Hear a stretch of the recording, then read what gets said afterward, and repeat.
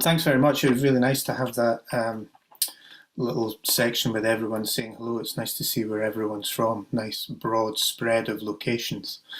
What I'm going to do is, for the first 10 minutes, I have a keynote presentation, and that's partly because I have a tendency to wander off topic and it takes too long to get anywhere, so it was better that I should nail it down with fixed audio on it.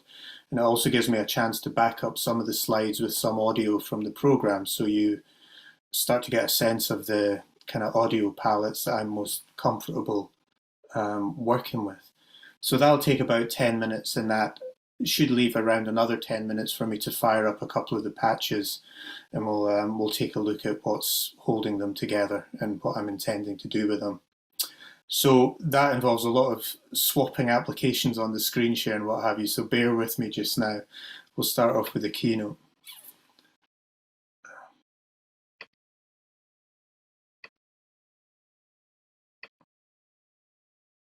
Okay, so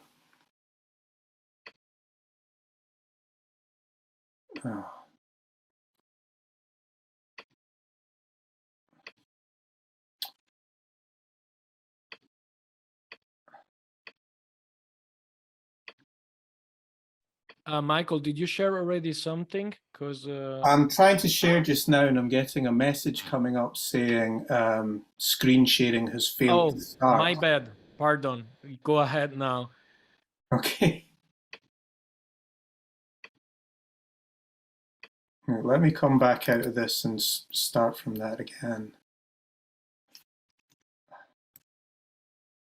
Okay, screen share, keynote, share. Okay, you got the full picture now? Yes. Have I turned on audio though? Hang on. Yeah, run a quick test. By means of a very brief introduction. Yeah, we have audio. Yeah. Great. I've been releasing recordings for over 20 years, and I'm currently an associate artist at the Queen's Hall in Edinburgh, and I'm a resident artist with the European Marine Board. I suspect that this will be a somewhat unusual contribution to the Max Meetup archive, because it's not my intention to provide an in-depth technical consideration of my Max programming style. The only purpose that would really serve is to reveal how shabby my programming actually is. Trust me. My main aim here is to show how Max has provided me with a flexible and nuanced platform for developing my own particular brand of climate activism, and in doing so perhaps encourage others to appropriate and expand upon some of these activities and ideas. I'll speak a little about how I came to arrive at this aspect of my work, and describe how the process has evolved through various residencies and commissions to inform a personal perspective on the nature of activism and the relationship of science and art. As an initial waypoint, I would encourage you to consider that what I'm about to describe is not data sonification. That's merely the starting point leading towards data composition.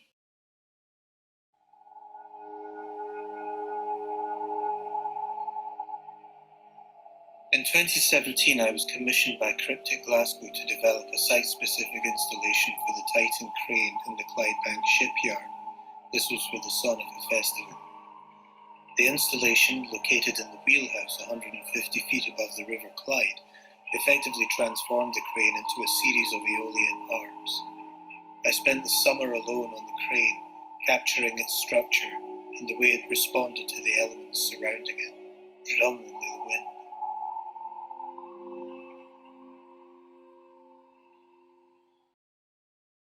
Because the structure itself was a marvel of engineering in itself, I awoke to the fact that there was very little in terms of composing that I could or should be doing. When I got back to the studio to pull together the various sound recordings, there seemed to be an inbuilt sense of harmony already there. Had I been deaf to the structure itself, I would have likely composed a banal piece of work that spoke crudely and simplistically about industry and about waste and about iron brutality. By seeking a process and methods which purposefully sought to allow the crane to realize its own voice, what emerged was something altogether more surprising, more tender, more true. The composition resonated with the structure, and the work resonated with the visitors. Titan won the 2018 New Music Scotland Award for Sound Art. I thought that this idea of enabling the true voice of a subject was worth pursuing. With something like Titan, it was reasonably straightforward. The subject was physical, and it had a material presence. But what about realizing the true voice of subjects that lacked an immediate, tangible physicality? Without our physicality, we, and by extension the world, are knowable by the data that describes us. Data is a global currency. I'll propose here that data forms a common vocabulary for science and art in our time. I was dimly aware of Max because I tended to use Ableton Live for performance, and consequently knew about Max for Live devices. Reading more, Max became increasingly attractive as it suggested a means whereby external information could be brought in by a variety of means: audio files, serial data, HTTP requests, JSON API, or textual information, and could be delivered as buffered audio, MIDI information, or directly as oscillator waveforms.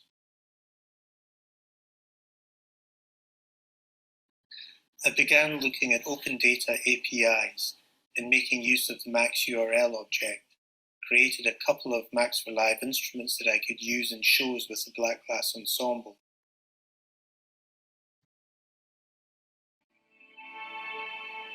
Using the API from Open Weather Map, I could tune in to live weather reports and create a live dynamic soundscape of the moment at hand, around which the musicians could improvise.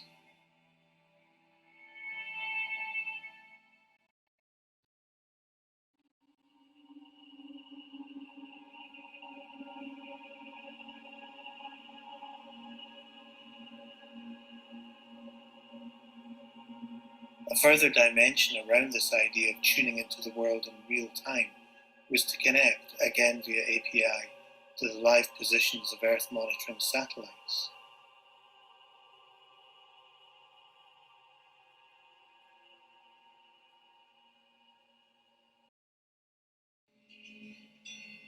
Then, continuing to add and expand, and always remaining playful, I built an instrument to respond to live earthquake data.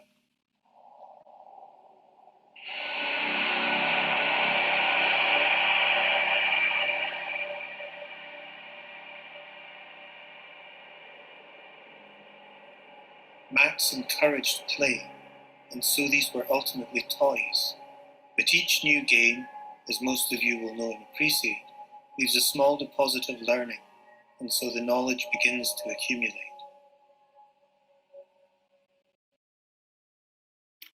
The core of these builds still stands true to the developments I'm working on now. The information comes in via an HTTP request and is planted in a dict. The dict is then unpacked, allowing each of the parameters to be handled in isolation. Input can be scaled either to values within MIDI range or a frequency value. For me, pushing the MIDI info into a VST enabled me to patch in contact instruments and synth pads, while the frequency information, once realized as a sine wave, could become subject to envelopes, filters, and so on. With this core sequence, the possibilities bloomed like a culture in a petri dish, particularly once I realized that not only pitch, but any parameter in a VST effect or instrument could become dynamically responsive to the data. This was becoming generative music, though not by internal algorithm, but rather by the information coming directly from the world. I came to call these instruments witness engines. The bridge towards activism came with my discovery of the OpenAQ collective. Governments are, on the whole, good at reporting air quality. They're not so good at keeping an archive to show whether they are improving air quality. This way, they cannot be held to account. OpenAQ kindly maintains a global archive of air quality data, and provides API access to live data collection stations all over the world. Using a witness engine, I could flip between a harbour in northern Iceland and, say, a Serbian mining town, and create astonishingly different soundscapes based solely on the level of particulates, ozone, carbon monoxide, sulfur dioxide, and nitrogen dioxide in the air. Some of these recordings I passed on to players within Black Glass. They improvised in lockdown isolation around the soundscapes that I created, and I would collage their contributions in the studio afterwards.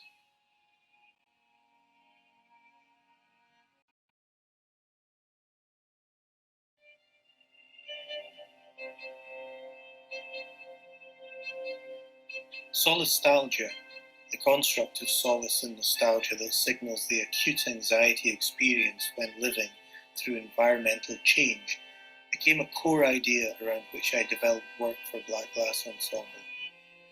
I sought out opportunities to engage directly with scientists.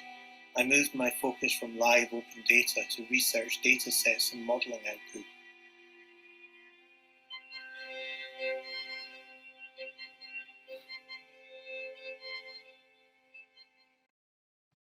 Technically, this meant little more than replacing the HTTP request for a call populated by a CSV file.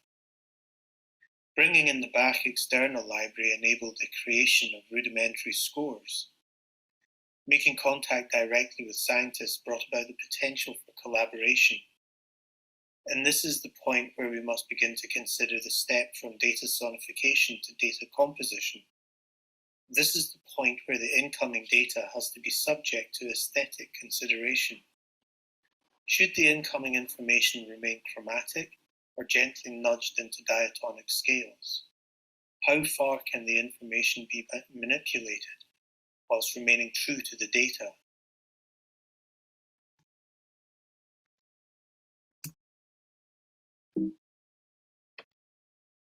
Okay, so are you still with me? Yeah, we are. Thanks, Michael. I'm not quite sure if like everything was understandable clearly, and we could also hear the sound, but there was a kind of weird digital resonance that made me think that some compression is going on. So might be the case that you didn't share the audio, but we were capturing the one through your mic, or that the high quality option is not checked on your audio preferences sharing. Apologies for that, but it was okay as a presentation. Okay, thank you. Thank you. What I'll do is I'll fire up Max and I'll share a patch, which shouldn't be so complicated because we've got the Zoom driver. Yeah, we did it before. Go ahead. Yeah, okay, so I'm just going to share that desktop. I'm going to share sound.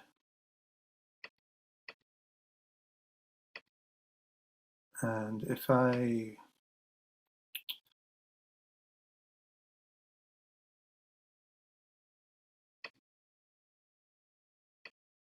okay, you see that okay?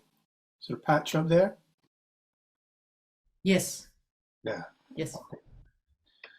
Right, so what we've got here before I turn it on is this is a research project that was happening north of Svalbard in the Arctic Circle, where they'd started to discover that due to diminished surface ice, that plankton were starting to respond to a lunar cycle rather than a solar cycle.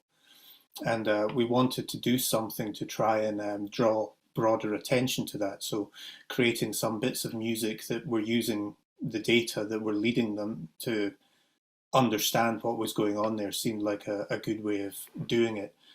I'm keen to show this one because it shows how Max itself becomes this sort of liminal territory, this middle zone where scientists are out of their comfort zone and I'm out of my comfort zone, but visually and sonically we can start to get a common picture of what's going on. So each of these bars here represent a specific depth where meter readings were being taken about the density of plankton. So it begins quite deep at 90 meters and comes up to shallower waters, 18 meters below the surface. And throughout that, we've got an indicator of where the moon is in its cycle. And then to the right of that, what's happening on a day-to-day basis with how high the moon and the sun are getting above the horizon. Now, because this phenomena is happening in Arctic winter, it means, and you'll see when I started running, that the sun doesn't actually get above the horizon at all.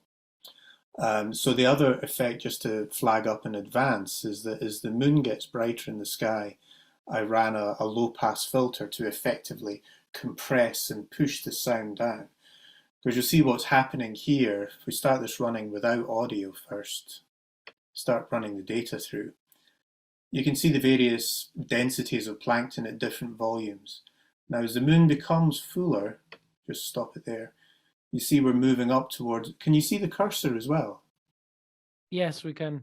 Okay, so as we move up towards full moon, what you will start to see is this curious effect that the plankton hides away from the surface. You'll start to see this effect where it's pushed down into deeper water. Now, scientifically, the knock-on effects from that are that this is traditionally where predators would come to feed on plankton. But if the plankton are hiding from the surface, when the predators come in, there's nothing there for them to eat. So the food chain is broken right from the start, which, ultimately has pretty severe consequences for us. We'll start some audio as well. So are you getting my voice and the audio clear enough, okay? Yep. It's good. Okay, so you can see, right, it's coming up to full moon now, and look at this effect here. You can see how we're getting this curve, you're getting more density of plankton activity deeper down. And there, at this point where the moon is high in the sky, the full moon cycle, there's very little going on near the surface. Now, as the moon retreats, you'll start to see that this low pass releases itself a bit more. And so it allows a little bit more, say, just odd effects to come in on the sound field, because there's a couple of feedback networks that are working against some sine wave oscillators. And as the plankton comes back to the surface, it creates a great deal of chaos as the feeding all starts up again. So while that's playing, I'll show you out with presentation mode what's actually going on. It is really rudimentary stuff.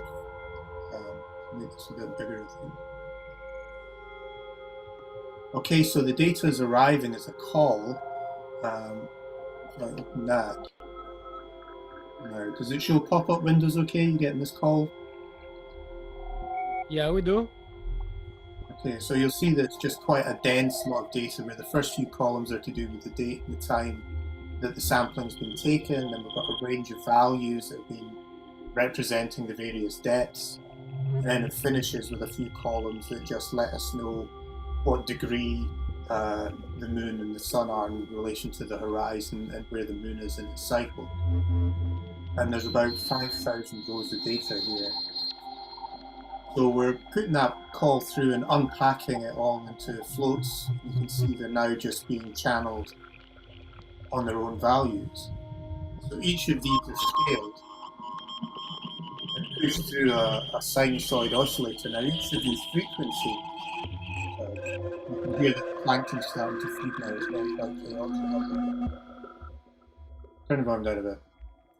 So depending on how dense the plankton is at each level, that impacts the amplitude, the level of amplitude here. The frequency values of each of these oscillators is set at a distinct pitch on the F minor scale. So regardless what's happening in amongst this chaos, I know that if I'm at the piano, it's going to be somewhere around there. And that gives the musician something to play with. Just a little bit down here, as I was saying, there's a low-pass filter that is being shifted around dynamically by the density of the data plankton in comparison to where the moon is at in its own cycle. And that gets pushed through a Max for Live instrument harmonizer. And it's actually this is actually another Max for Live instrument, but I unpacked it and put it into a separate patch so that I had more kind of freedom as to playing about with the parameters dynamically using the data. So, I mean, that's what's going on in there. And just as a very quick insight, what I want to do is show you how this got transferred into a musical piece.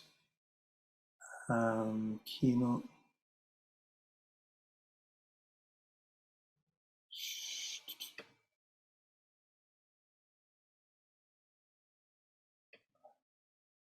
Stop sharing, share screen. Where's my...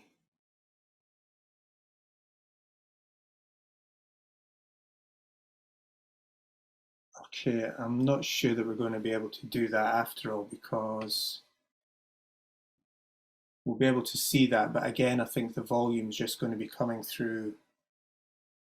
Yeah, the volume is just going to be coming through the desktop rather than the QuickTime player. It's not wanting to. Oh, okay, I see. Shall we try anyways? Maybe we Try get anyway. something? I mean, hopefully Yeah. the sound will be clear enough, but I think your video is going to stutter a bit. Yeah.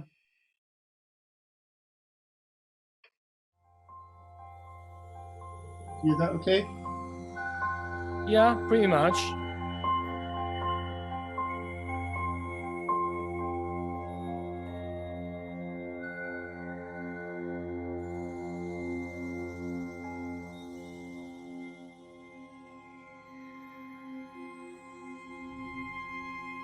So you can hear how the chaotic sinusoidal oscillator material and feedback networks form a kind of underpinning to a string section.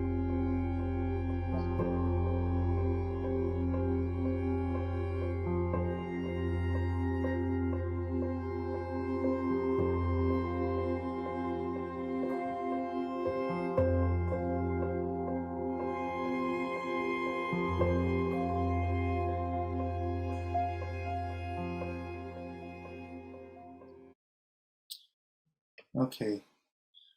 So, I mean, there's a couple of other patches I could show how the process has evolved slightly, but maybe that's enough to be going on with. Maybe that's given a good enough idea of how I tend to approach the work.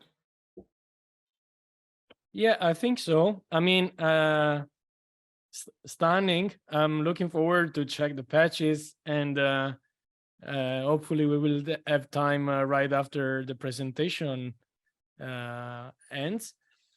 And yeah, but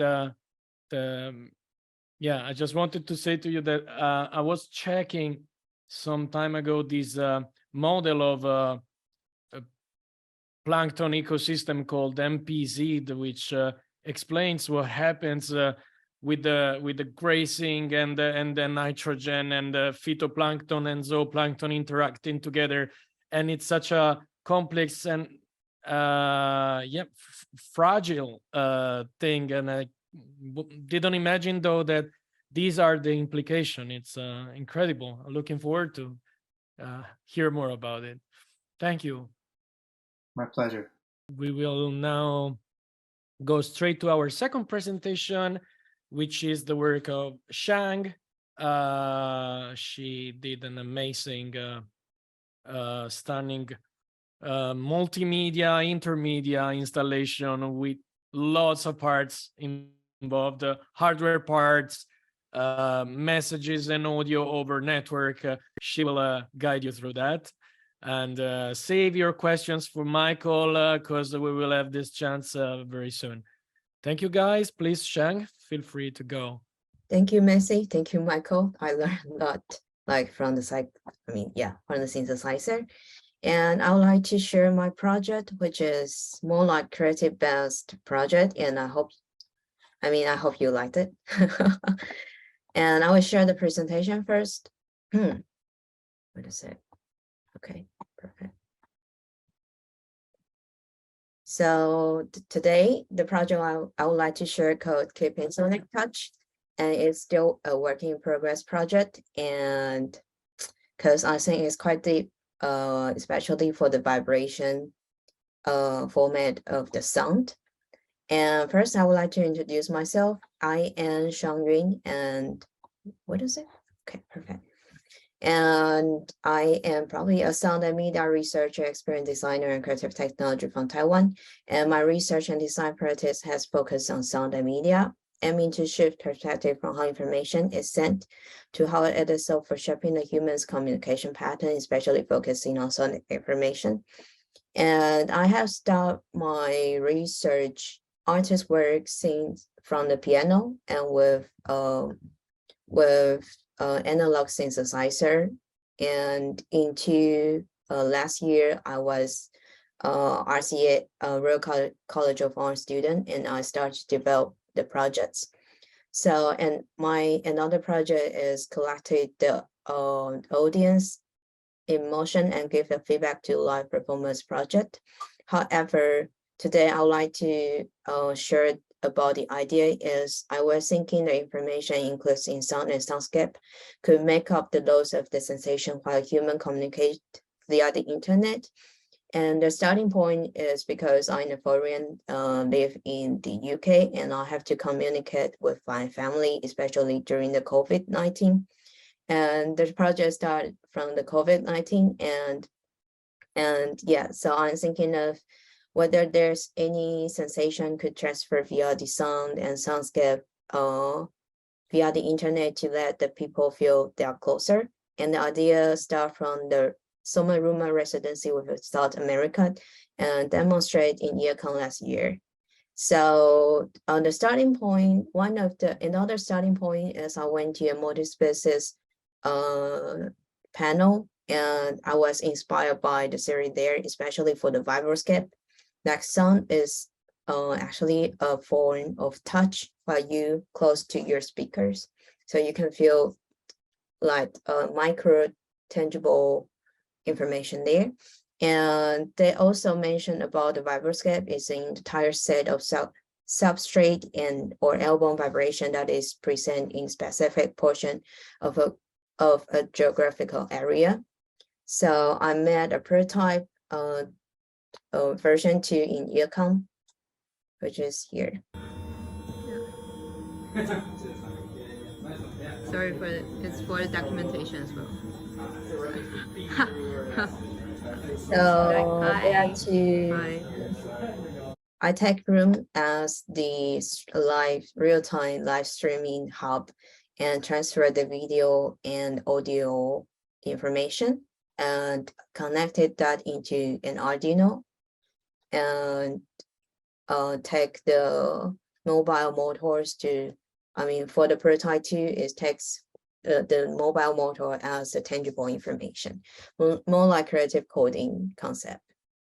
And yeah, as I mentioned, the idea is from the vibroscape, and especially about the creatures, even objects like Velcros could explode in the spectrum. So I'm trying to analyze the spectrum now and turn that into the tangible and sonic information to make up and cover the lack of the remote communication. So it's a transmission of the auditory sensation to tangible sensation via the physical reality and virtual reality.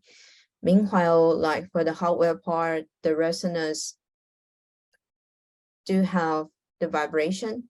So for the prototype 3, I would explain later on, it's more about I designed materials which can deliver the vibration more clearly via the resonant transducer, and I'm working on the microphone as well. And yes, so it's actually I would like to mention about the design part first, because it's actually my starting point.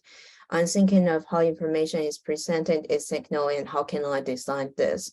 So I take mixed and speech jitter as an information transmission, especially for the sound part and interaction prototyping hub, because it could easily connect it with the Arduino and even ESP32.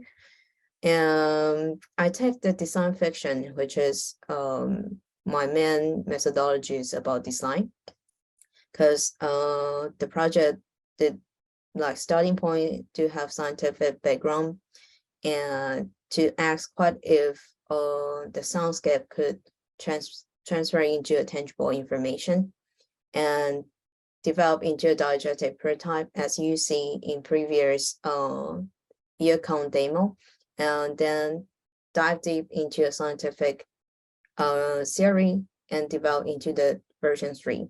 And also it is a human computer interaction project.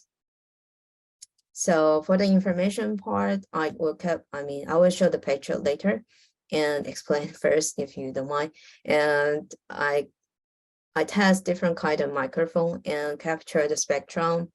And spectrum is time domain log display way of energy, and turn that into frequency domain FFT project to design the input of the hardware. Yeah, and for the hardware part, it's a lot. I mean, it's about the biomaterials which could present the micro vibration very easily. So I designed a thin and flexible materials to express the rumbling of the vocal cords through the skin. So it's still work in progress, and the prototype is mainly for testing the idea.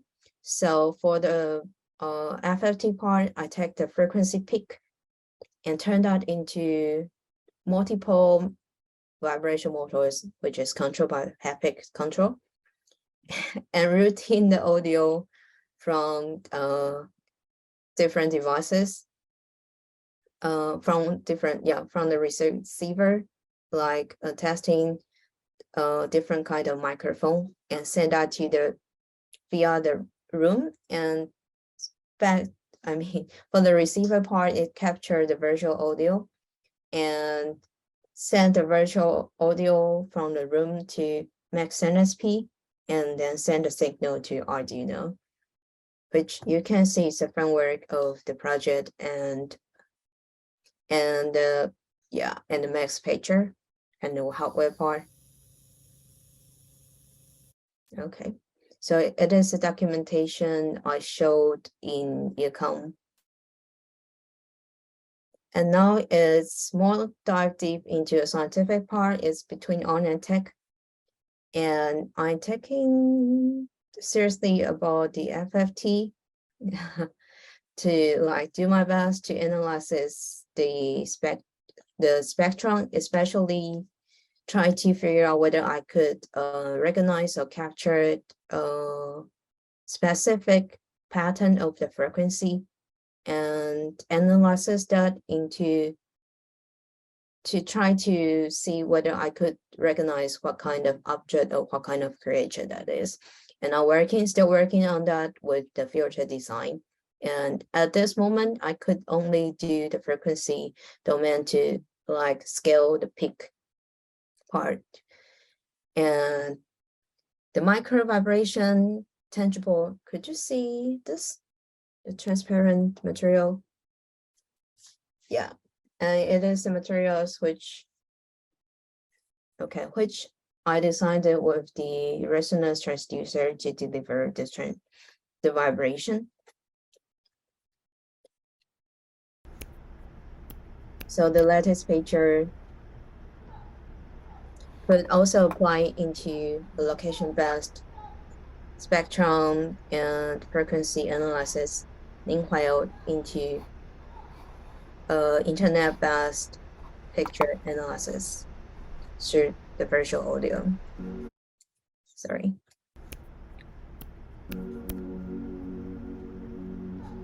Yeah.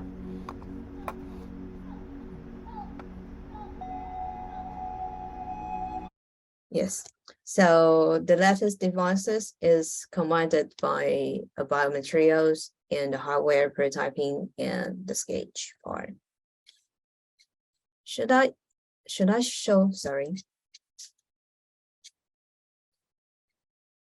So I am afraid I probably cannot show the version of the patcher, which is probably too complicated for present.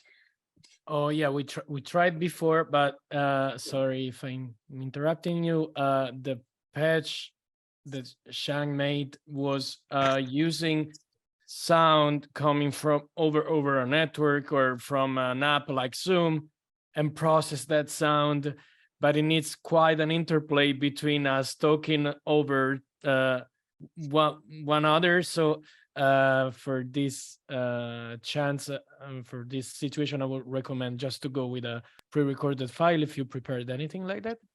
Yes, thank you. Thank you. Thank you. So I would like to share the video first and probably share the picture later on.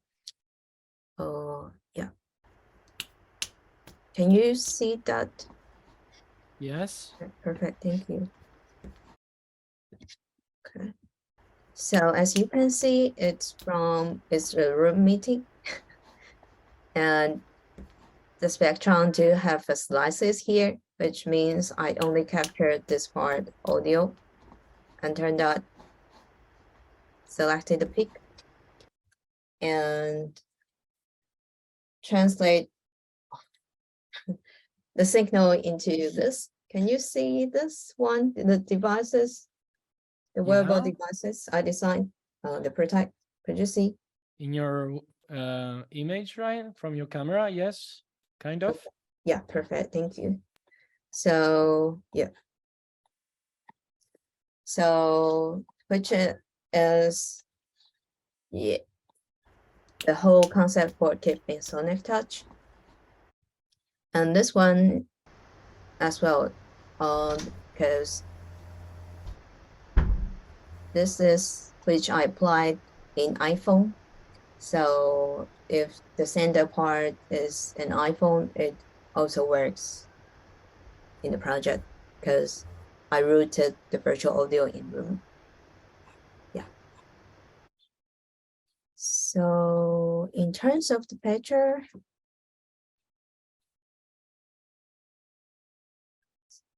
and it's a third version of the project.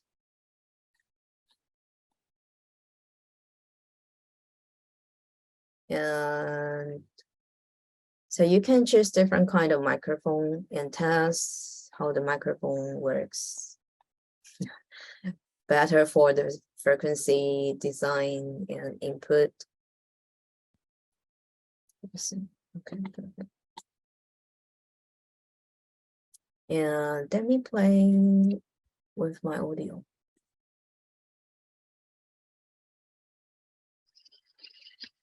So it's a soundscape.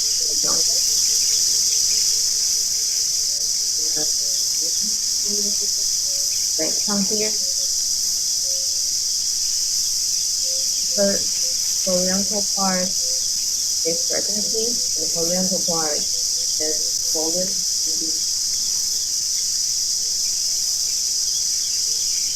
Yeah. And also feel the vibration.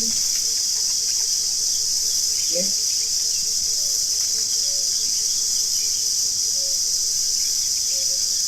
I feel the mode form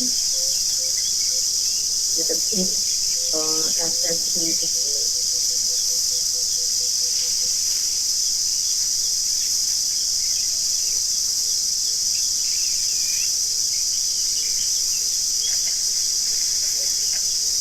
Scale the strongness and what part of the motor, so it's the mobile motor, so it could be easily scaled for the strong and what is part.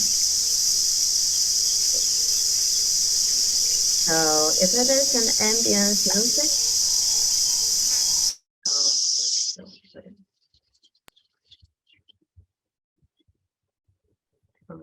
not really ambient. But it's different kind. If it is music, and it also works. In the meantime, I will ask you to. Okay, this is better because the previous file was super loud. Pardon? What is it? The previous soundscape you shared was very loud. Okay, sorry for that. But it's okay. Okay. So, in terms of the music, is it okay? This is yeah no, the music, like the sound sharing you made. I was seeing also that the levels on the FFT and spectrum analyzers were pretty high, and the sound was loud. Yeah, exactly. Yeah, My bad. it's okay. Okay. So just to understand, the thing we were seeing, like this circle, is your mapping of the FFT on a polar coordinate system, like on a circle. That's Yeah. correct? Like it's a Yeah, it's like sonogram, sort of. exactly.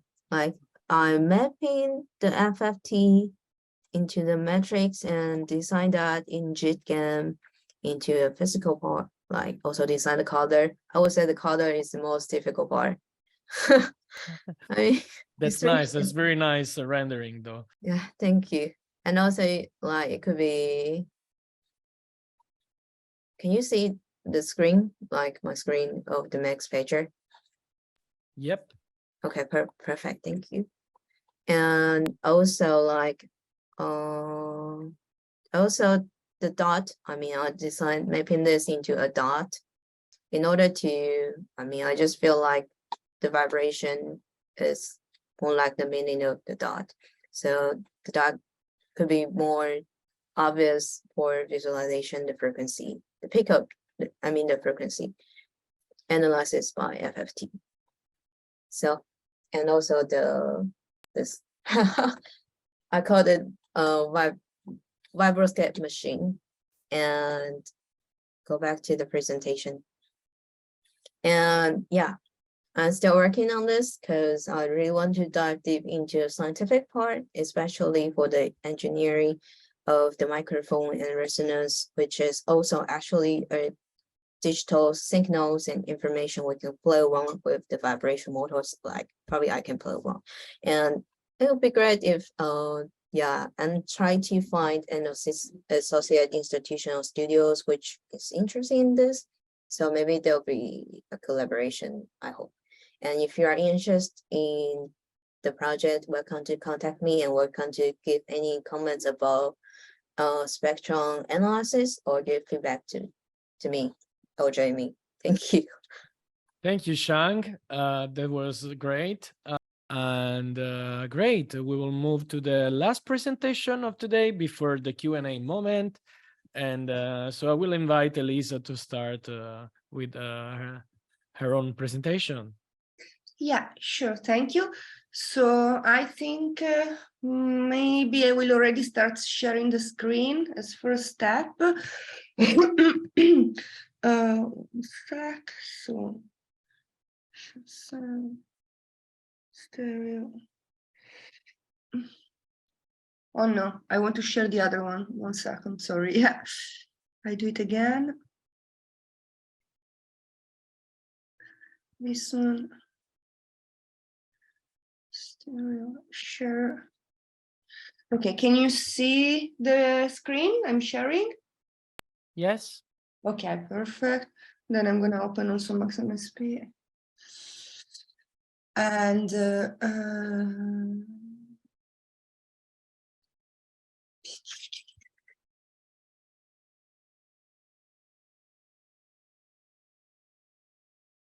now here. Okay. And then I will start with a short introduction about myself, because before I was very fast. So yes, I'm Elisa Batti. As I'm living in Amsterdam, I'm based in the Netherlands since 2007, but I'm actually from Italy. And let's say my background is quite heterogeneous, as I was saying before, so that also reflects on my practice a lot. Let's say half of a week I am a researcher in the National Institute of the Netherlands, working for environmental topics, like in the energy transition topic. And the other half of the week I work on basically my other side, which is more the creative and artistic projects. I started my background, yes, I'm a sound designer, let's say.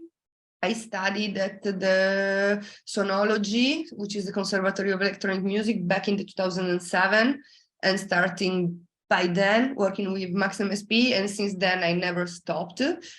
Lately, my activities switched a bit more towards club and techno environment, and a bit less on the artistic side, because I am also a label owner, producer, and DJ. So since 1 year, theaters and musea are a bit less in my activity, but it will come back.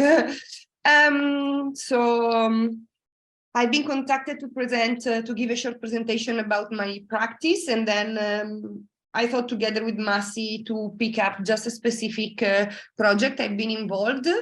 And for this presentation, indeed, I'm going to talk about a project I've been working on last year, 2022. And it's a dance project. It's a project by Courtney May Robertson, a choreographer based here in the Netherlands. She's originally from Scotland, and she contacted me because she wanted to basically work on this new piece that she called The Woman Destroyed.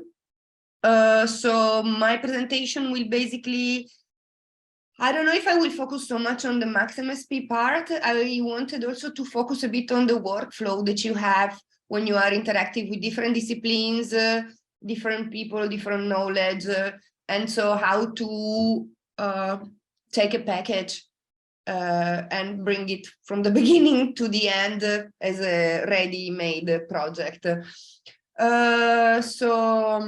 Yeah, the dance, the Woman Destroyed, it's indeed a dance piece, and it focused basically, I just read from the PowerPoint that you see also, and it's basically a solo performance in which Courtney May Robertson, which is also the choreographer and the performer, looks at the complexities of submission and resistance.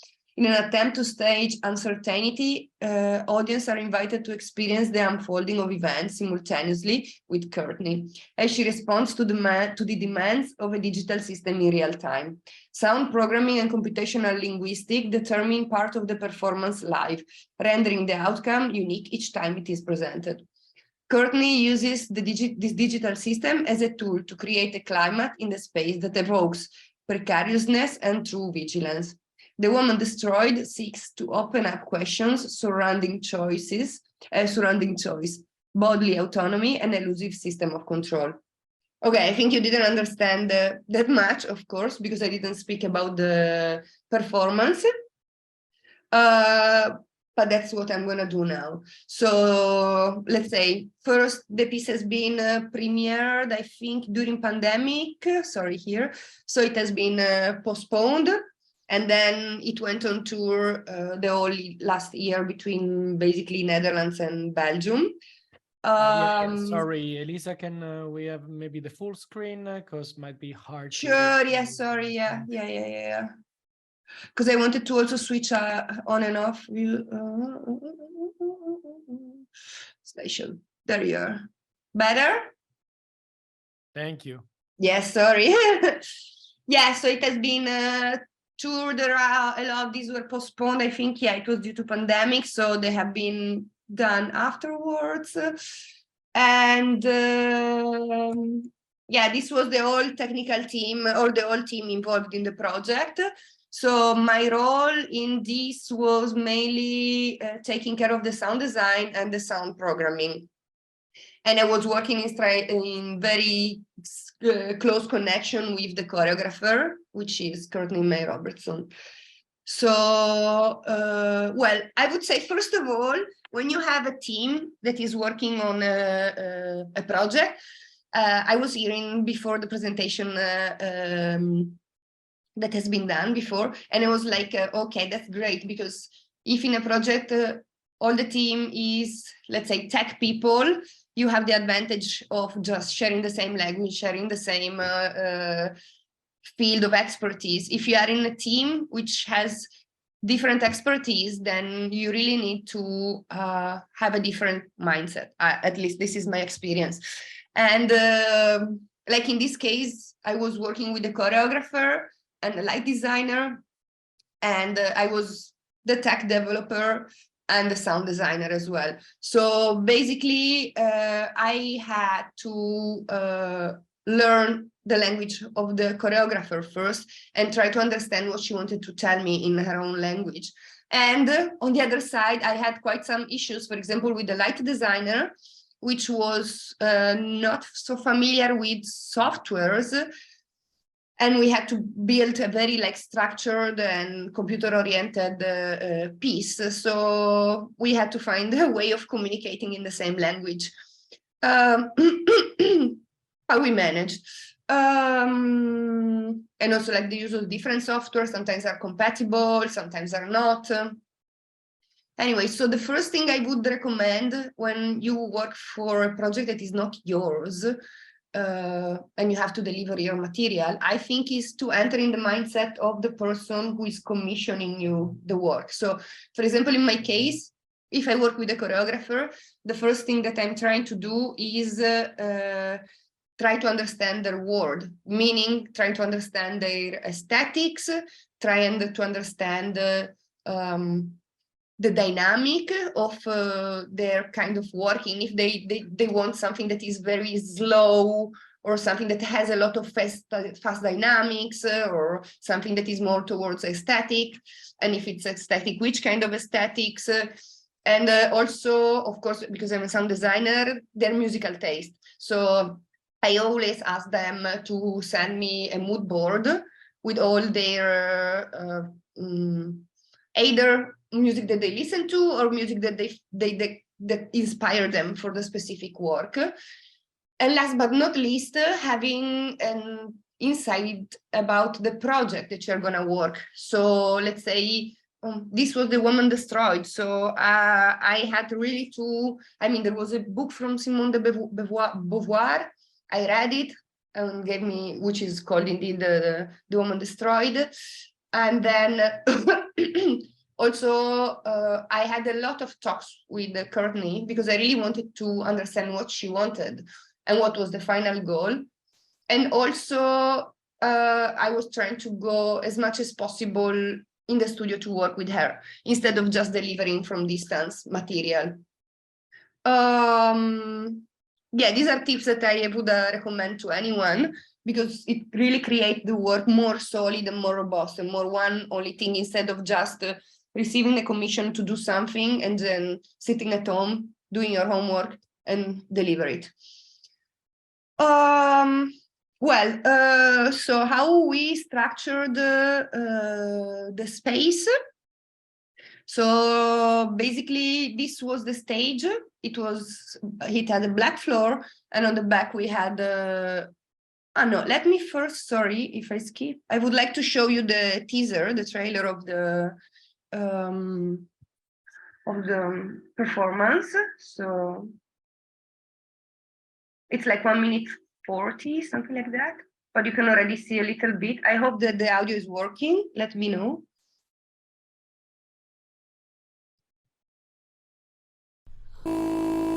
Yes.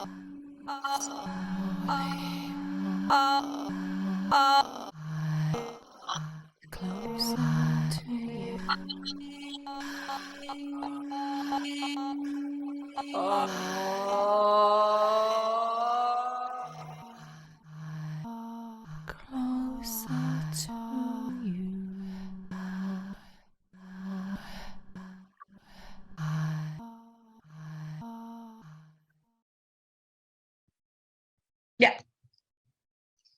So that was a little bit the taste of the performance.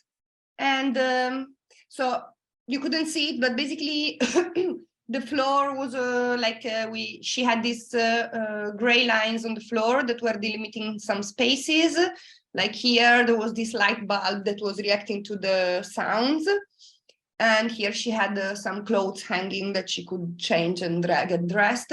And here was the basically dancing space. And here she made a little space because she had also to speak in front of the audience that was sitting here.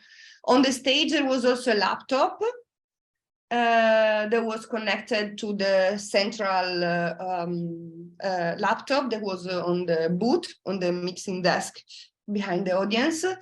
And the sound, the Max MSP hub, I call it, because it was the one controlling everything, where also the sound was running. And there was another computer that was controlling the lights, and the Max MSP hub, so the laptop number 1 was sending messages to the light computer. And projections were controlled by the laptop on stage. So how we build a performance, basically you just have to adapt to the choices of the choreographer. So in this case, she wanted to divide it in 3 blocks, and then like the first and the last block, the intro and the outro, were more framed. So it was always fixed, always the same thing. So it was just basically pre-prepared material. Meanwhile, the central part was the one that was different for every show, because it was based on, let's say, randomized algorithm. So every performance had a different outcome in the central part. And that was basically what she wanted to have. That was the central focus of the performance, because she wanted to be challenged by the machine. So instead of the choreographer deciding the choreography, she had to follow what the machine was deciding and be present and just follow the machine, creating a lot of challenges to her outcome. So yes, basically in the initial part, very simple. I just go very fast to the patches, if I can show. I wish I could have the time to organize them in a more fancy way, but a lot of time when you work for other people, I remember I was still 10 minutes before the performance, she requested me to change stuff on the patch. So yeah, basically you never have time to finish until the last. So I decided at a certain moment, aesthetics will become secondary. The important thing is that everything is running and it's functioning. And so yes, it never landed into let's say a fancy material. So this was the central hub. So from here, I was controlling, let me connect it to the audio. Yeah, it's already connected, okay. So basically, just with starting with this, I was starting the performance, and then I can open it a bit. Yeah. And then I was sending basically triggers to the video projections on the laptop on stage, and to the light computer via MIDI. So just pressing like this, and then we should see. Yeah. Some starts, and then the other 2 computers get triggers. You have the video projection, and the lights also start going and follow the sequence of MIDI that I sent to them. So this was the part 1. There was already everything framed. And then, so this is exactly the schematic that I was talking about. Let me show you full screen. Yes. So basically just pressing one simple big blue button saying start, you start everything. And projections are going and lights are going as well, controlled by me. Yes, then the exercise part, which was the most interesting, let's say, which was where basically we used a bit more heavily Max MSP. In this part, she wanted to create exercises, so choreographic exercises, so that she also is using now for, how do I put this? So, come on.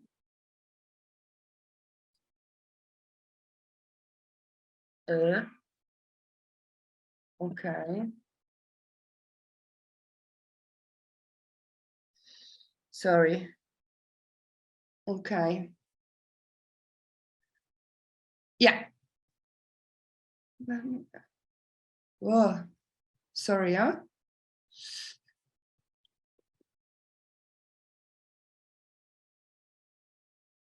Nothing. I will open and close again. All right. Yes, okay. Can you still see the screen? Yep. Okay, cool. So this is the part that I'm talking about, and it's the part of the exercises. So she from the stage, unfortunately, I don't have this part of the software, but a friend of mine developed the software, which is basically POS, so like part of speech software, which is analyzing the language. So basically, she was writing a text on the computer, which was projected on the big projection on the back of the stage. And while she was writing, the software that my friend wrote, developed in C++, was automatically like with the machine learning, recognizing the part of the speech of the writing. So if it was a noun, pronoun, verb, adverb, and then it was basically sending that information directly to MaxMSP. And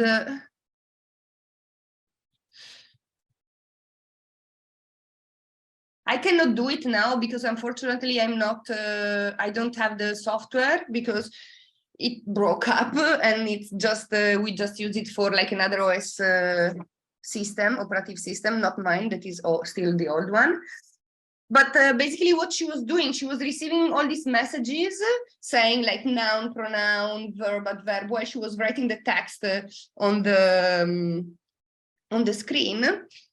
And this is basically representing the stage. Also, this was like placed on the projector. So below she had this window, and above she had a window here showing basically the text that she was writing. And when she was writing, basically I can do it, fake it here. Here, something like that was appearing. And then like you had a little ball going into that stage created on the right, stage map, let's say. And then while she was writing, this ball was moving around, and also it was creating a sequence of numbers and so on, so for all the texts that she was writing. So basically the idea was that creating a text, she could recreate a geometric pattern on the floor. And then once, so this one was projected on the screen, and me on the boot, I had this one, where basically when she was hitting the go, I was receiving the same sequence on my patch via OSC messages. And then sound was generated, and every sound was representing a specific spot on the floor. So basically she could recognize the sounds and she could move, recreate the same pattern that she has made just with writing a text on the screen. So all these exercises were starting and running like this, and every time she was changing the text. So you see the sample sound is changing every time. So she can recognize it and move, follow the sounds and follow the pattern on the ground. And then, so that was the initial game she was playing. And then like she started a bit more sophisticated one, which is the one below. And everything was just going. Once she press start here, everything would start. And she cannot stop it until the end of these parts of the exercises. And here she created a grid. We created together a grid, where basically we had a series of exercises, and that was the random part, which will be triggered automatically like in 3 minutes from now. And here she had 10 different exercises. So like every exercise represented an activity that she has to do, but it's everything randomized here. So she doesn't know which exercise will come. And also, she doesn't know how long it lasts, how many times it will come, and all these parameters have been set at the beginning of the performance through this grid. So basically here we can decide how many events, how many times each single event can occur, and how long it can be. Sometimes there is a maximum time and a minimum time. So, and here is the total length of the whole part of the exercise. So for example, in this case, it was 20 minutes. And I placed some stuff. So because in the end, I just created this. I was not touring with them. I just delivered the package because I prefer to work like this. So I made it like user-friendly also for a sound technician, that when he comes, he knows what's happening. So basically here, the current action that was happening was displayed. And then here, also the follow-up action was also displayed. So the sound technician could keep track and see if there were things not happening, and also like a counter counting down how long each sequence was going on. So yeah, there was a full track of what was happening. I mean, we can go if you're interested a bit more in detail about this patch later on. And then after this part of the exercise, we were going again to the end. When this was finishing, automatically the last patch was immediately triggered, and which is somewhere below here. Yes.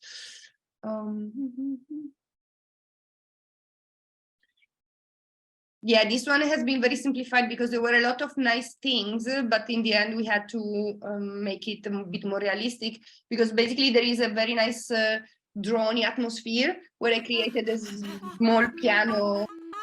Yeah, you see here now the exercise part is starting by itself. I didn't do anything.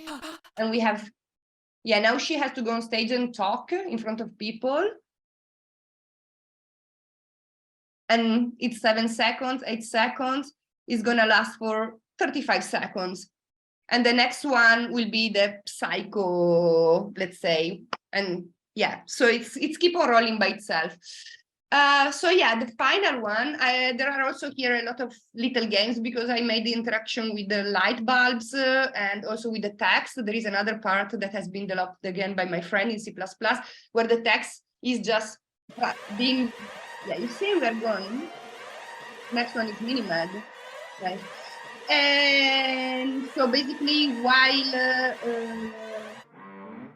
there are these piano samples that are reacting with the lights and also with the text, and then at the end, finally, when everything is done, you see the beginning of the last phase. You will start with a drone, and then slowly you will start hearing piano sounds that are making the lights and the writing on the back of the projector, also starting writing a text. And yeah, basically when we arrive to that stage, the performance is over. And what I wanted to say as a last thing is that, yeah, I was mentioning before, it's important like to some extent make a clean job, but sometimes it's very difficult when you have constant request to update, change till the last moment, but at least to make it functional, your patch. And also because I hand it over to a sound designer, it's important to write a manual and to have, let's say, the first 3, 4, 5 gigs going around still with the sound technician or the technician in general to check that he knows the patch, at least have the first impression, or he knows what's happening, and to be there to help in any case something is going wrong, which always happens. And when you stop touring, be aware and be there always with the phone, ready to receive a phone call last minute for something that is not functioning that you have to fix on the fly. But luckily this never happened. So yes, that's the end of the presentation, I would say. So yes. Thank you. Welcome.